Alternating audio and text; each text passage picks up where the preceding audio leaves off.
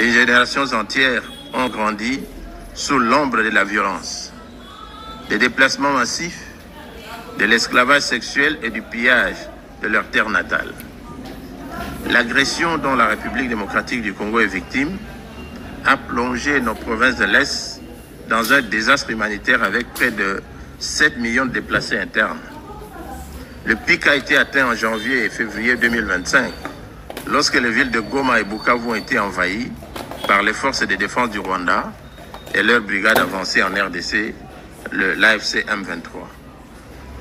Il convient de préciser ici que le processus diplomatique engagé avec toutes les parties au conflit n'exclut nullement la quête de la justice et de la réparation. Et comme l'affirmait le président de la République, son Excellence M. Félix Antoine Tshisekedi Tshilombo, du haut de la tribune de la 80e session de l'Assemblée générale le 23 septembre dernier, les Nations unies elles-mêmes, à travers le rapport Mapping, ont documenté l'ampleur des atrocités.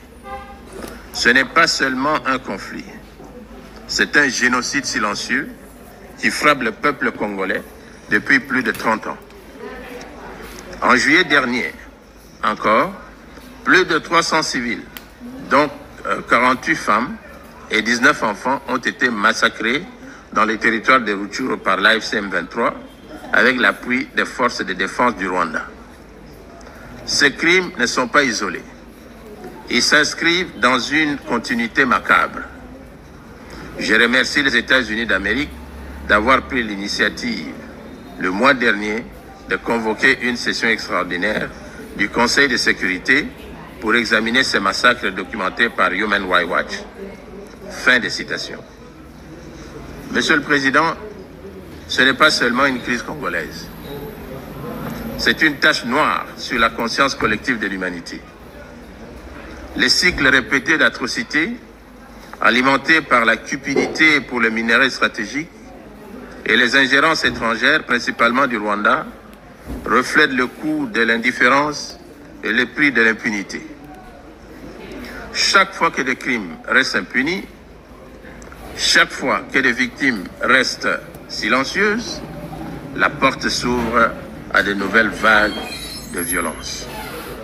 La reconnaissance des crimes commis, la préservation de la vérité pour les générations futures et la poursuite de la responsabilité ne sont pas des options. Elles sont le fondement d'une paix digne et durable. Aujourd'hui, alors que le monde réclame justice ailleurs, les voix des victimes congolaises doivent aussi être entendues, car aucun processus de paix ne peut survivre à l'impunité. Protéger les vies humaines est non négociable. Rester spectateur devant de tels crimes serait une forme de complicité. La protection des vies humaines, toute communauté confondue, reste non négociable et doit demeurer au cœur de l'action. Le Conseil de sécurité et la communauté internationale ne sauraient demeurer indifférents devant l'enracinement de l'impunité. Mon deuxième message, qui fait suite au premier, m'invite à réitérer l'appel qu'a lancé le 23 septembre dernier du haut de la tribune de l'Assemblée générale le président de la République démocratique du Congo, son Excellence Félix Antoine Tshisekedi Tshilombo, qui disait, je cite, « À la veille de la mise en place de la commission d'enquête indépendante, décidée par le Conseil des droits de l'homme des Nations Unies sur les massacres perpétrés il y a quelques mois par nos agresseurs et leurs supplétifs dans l'est de mon pays, je lance un appel solennel à la communauté internationale.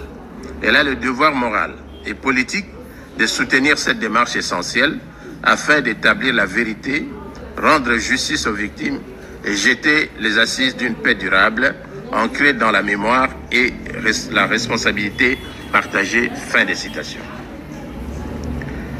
Monsieur le Président, pour mettre un terme à ce conflit, le Conseil de sécurité, par sa résolution 2773 du 21 février 2025, a notamment exigé le retrait du M23 des villes de Goma, Bukavu et de toutes les zones sous son contrôle, le démantèlement des administrations parallèles instaurées en violation de la souveraineté de la République démocratique du Congo, ainsi que la cessation de tout appui direct ou indirect au M23. L'accord de Washington et la déclaration de principe de Doha abondent dans le même sens car le retrait des troupes rwandaises, la fin de leur appui au M23 et le retour de l'autorité de l'État congolais sur toutes les zones occupées constituent des conditions non négociables pour une paix véritable. Le Conseil de sécurité, garant du maintien de la paix et de la sécurité internationale, doit veiller à la stricte application de cet accord, désormais indissociable de la mise en œuvre de sa résolution 2773. Tant que ces décisions ne seront pas exécutées, le sang des innocents continuera de couler. Monsieur le Président, je voudrais encore faire mien le récent propos du Président de la République, Son Excellence Félix-Antoine Tshisekedi, pour préciser que l'objectif pour la République démocratique du Congo demeure inchangé. Obtenir une paix juste, durable et véritable, non une accalmie factice et éphémère qui, depuis près de 30 ans, a trop souvent déçu l'espérance de notre peuple. Nous attendons de la communauté internationale et de ce Conseil de sécurité qu'ils se tiennent avec constance et courage du côté du droit. C'est à ce prix que la vérité l'emportera sur l'impunité et que la paix redeviendra possible. La République démocratique du Congo est un pays de vie, de richesse naturelle et de résilience humaine. Nous voulons contribuer à la paix mondiale, mais la paix commence par la reconnaissance de notre propre tragédie. J'adresse à cette Assemblée un appel solennel. Reconnaissez le génocide congolais, soutenez notre combat pour la vérité et la justice et aidez-nous à bâtir enfin une paix durable au cœur de l'Afrique.